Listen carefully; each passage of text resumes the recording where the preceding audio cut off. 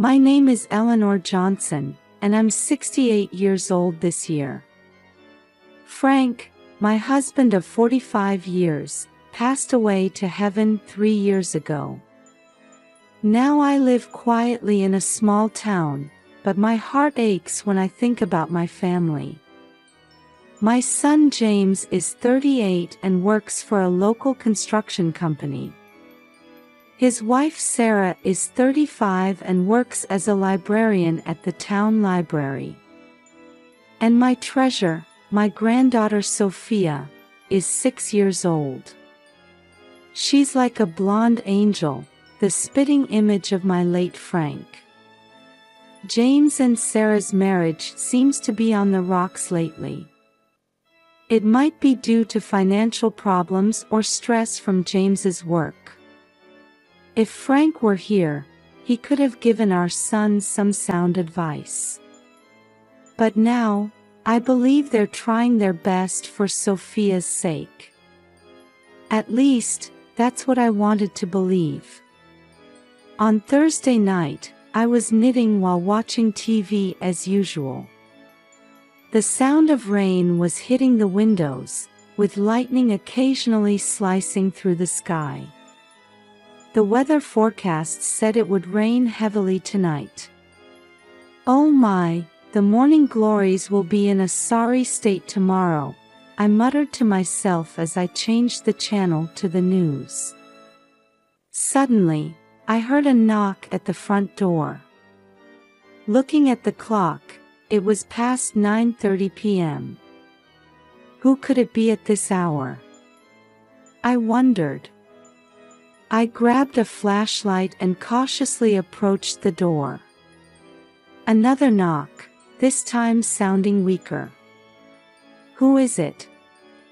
I called out as I opened the door, and my breath caught in my throat.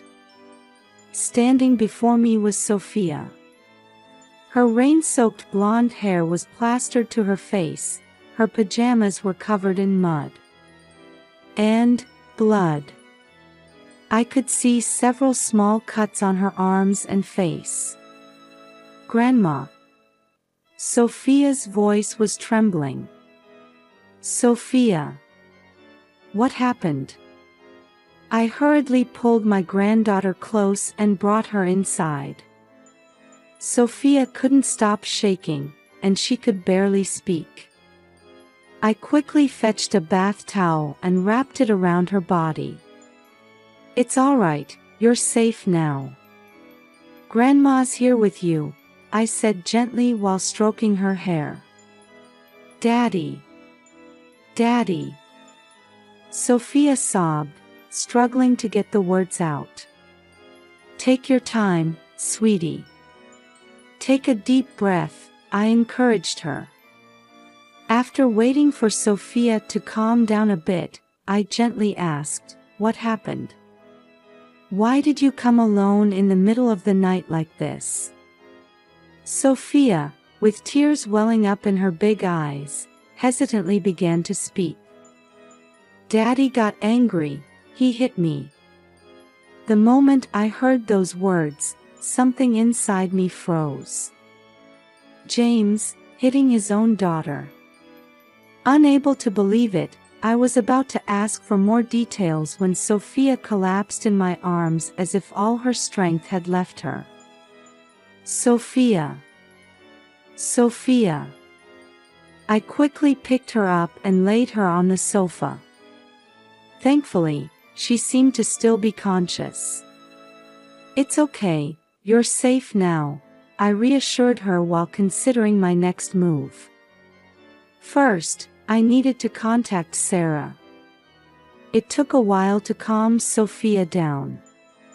While giving her some warm cocoa, I spoke to her gently. Sophia, it's all right. Grandma's here with you. When you're ready, can you tell me what happened? Sophia, clutching the mug with trembling hands, began to speak in a small voice. Daddy was scary. Daddy was scary. Why? I asked. Daddy yelled loudly, and then Sophia's words caught in her throat. And then I prompted gently. He pushed me. I hit the wall. Sophia's eyes filled with tears again. My heart felt like it was being squeezed. Sophia, you did well to tell me. You're such a brave girl, I said. As I asked for more details, I learned that James had come home drunk and started getting angry at Sophia over something trivial. If Sarah had been there, she might have been able to stop him, but I found out she had been in the hospital for a few days. What about Mommy? Why wasn't Mommy at home?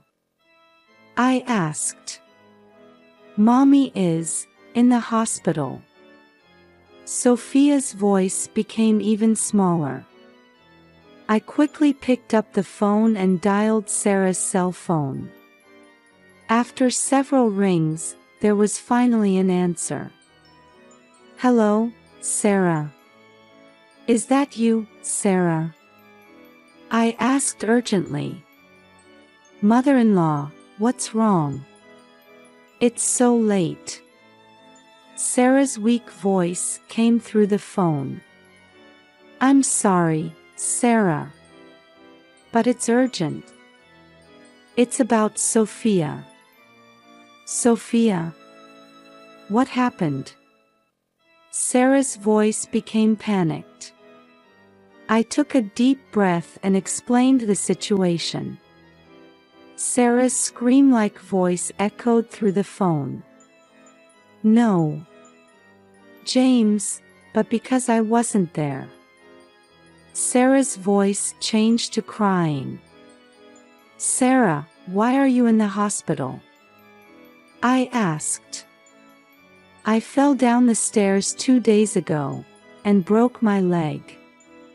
As I listened to Sarah's explanation, anger welled up inside me. I understand. Sarah, your recovery is important right now. I'll take care of Sophia, I assured her. After hanging up, I sat back down next to Sophia. Sophia, you'll sleep at Grandma's house tonight. We'll go see a doctor tomorrow. Sophia nodded slightly. As I hugged my granddaughter, I was desperately trying to figure out what to do next. The next morning, I took Sophia to a pediatrician. Fortunately, there were no serious injuries, but the doctor said there was suspicion of abuse and that he would contact Child Protective Services. When we returned home after the examination, there was a message from James on the answering machine. In a drunken-sounding voice, he was asking, "Have you seen Sophia?" I sighed deeply and called James. "James, Sophia is here with me," I said firmly. "Huh? Why is she there?" James's voice sounded confused. "Do you remember what happened last night?" I asked sternly. After a moment of silence, James started making excuses. I was a bit drunk, but it wasn't anything serious." "Not serious." My voice became harsh. "Sophia is terrified." James fell silent. Then, with a sigh, he said, "Mom, actually, there's a lot going on." He gradually began to talk. Stress at work, financial problems, and the presence of a new woman. As I listened to my son's words, anger and sadness welled up inside me. "James, you've been having an affair?" I asked, my voice tight with emotion. "I'm sorry, Mom," his voice became small. I closed my eyes and took a deep breath. What would Frank have done if he were here? James, come here right now. We need to talk, I said firmly. After hanging up the phone, I sat down on the sofa. How did my once adorable little boy end up like this? My heart ached as I thought about Sarah and Sophia, and James's future. A while later, the doorbell rang. It was James. When I opened the door, he stood there with his eyes cast down. Come in, I said in a cold voice. Sitting James down in the living room, I began to speak quietly but with a firm attitude. James, do you understand that what you've done is unforgivable? He answered in a faint voice, still looking down. I know, but at that time. I don't want to hear excuses, I cut him off harshly. You hurt your own daughter. Blaming it on alcohol doesn't make it any more excusable. James raised his face and looked at me with tearful eyes. Mom, I really regret it. But at that time, with the stress from work and the debts, I raised my voice in surprise. What do you mean? James reluctantly opened up. He had become addicted to gambling and had accumulated a large debt. And to hide this debt, he had been borrowing money from his mistress. I was at a loss for words. Anger and sadness welled up inside me. Mom, I want to start over. I want to apologize to Sophia and Sarah. But I don't know how. I stood up and walked over to the window. As I gazed at the scenery outside, I imagined Frank's face. What would he do? I took a deep breath and turned to face James. James, you've made a terrible mistake. But you're my son. And you're Sophia's father. That's why I can't give up on you easily. A glimmer of hope appeared in James's eyes. But, I continued with a stern expression, starting over requires a corresponding level of determination. First, you need to receive treatment for alcohol addiction. And counseling for gambling addiction too. We also need to make a plan to repay your debts. I understand. I'll do anything, James nodded desperately. And most importantly, I looked him straight in the eye, you need to make amends to Sophia and Sarah. It will take a long time to regain their trust. Are you prepared for that? James answered with a serious expression. I am. No matter how long it takes, I'll win my family back. I let out a small sigh of relief. I'm not sure if this is true repentance or just temporary remorse. But I have no choice but to believe in my son and guide him. All right. The real trial starts now. I'll support you as much as I can. But as I said, Sophia and I will be living here for a while. Until I can confirm that you've really changed. James looked sad but nodded in understanding. I understand. Mom, thank you. I promise I'll regain everyone's trust. After he left, I let out a deep sigh. I sincerely hoped this would be the first step towards family reconciliation. A few days after the conversation with James, an unexpected development occurred. The police contacted me with news that James had been arrested. It was revealed that he had been involved in illegal fundraising to cover his debts. When I heard this news, my heart was filled with complex emotions. My son's actions were unforgivable, but as a mother, I couldn't help but worry about his future. On the day Sarah was discharged from the hospital, we had a discussion at her house. Sarah, though using crutches, had an expression that conveyed a strong will. "Mother-in-law, thank you so much," Sarah grasped my hand tightly. "For Sophia, and for me." I smiled gently. "Of course, Sarah. You're my precious family." Just then, the doorbell rang. When I opened it, my daughter Linda was standing there. "Mom, I heard what happened." I came right away. Linda hugged me. Linda's presence cast a new light on this difficult situation. As a legal expert, she became a great help in supporting the family.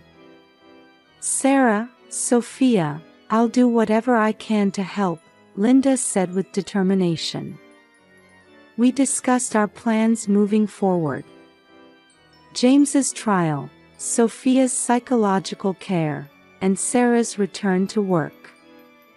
Linda would provide legal advice, while I would offer daily support. "Mom, I'll come regularly too. I'll help look after Sophia and assist Sarah." Linda's words made me feel stronger. That night, as we were putting Sophia to bed, Sarah said in a small voice, "Mother-in-law, I don't know how to feel about James." I put my hand on Sarah's shoulder. "Time can solve some things. For now, let's focus on Sophia and yourself." Sarah nodded, tears in her eyes. At that moment, I felt anew the strength of family bonds. Even in difficult situations, I was filled with gratitude that we had relationships where we could support each other. A year has passed since then. James is serving his sentence in prison, but he's seriously working on treatment programs for alcohol and gambling addiction. His letters express remorse and thoughts of his family. Sarah has returned to work, and Sophia is enjoying school life. Thanks to psychological counseling, Sophia's smile is gradually returning. Linda and I have been taking turns staying at Sarah's house, helping with housework and childcare. This experience has deepened our family bonds even further. One evening, while we were having a barbecue in the backyard, Sophia suddenly hugged me and said, "Grandma, thank you." "What's this about, Sophia?" Surprised but pleased, I hugged my granddaughter back gently. "Because you're here, Mommy and I are happy," she said. Sophia's innocent smile made my eyes well up with tears. Sarah approached and said, "I can never thank you enough." Linda added, "Mom, you're our pride." At that moment, I felt a new mission. A role as someone who protects and guides the family. Frank may be gone, but there's still so much I can do. "Everyone, listen," I said to my family. "We'll face more challenges ahead. But I believe we can overcome them together." The whole family nodded, enveloped in a warm atmosphere. That night, I wrote in my diary, "Dear Frank, our family is now on a new journey. I can feel you watching over us from heaven. I'll continue to do what I can for our family." Looking out the window, I saw a sky full of stars. Surely, Frank must be smiling among them. Tomorrow, another hope-filled day will begin. I took a deep breath and drifted off to sleep with a peaceful mind.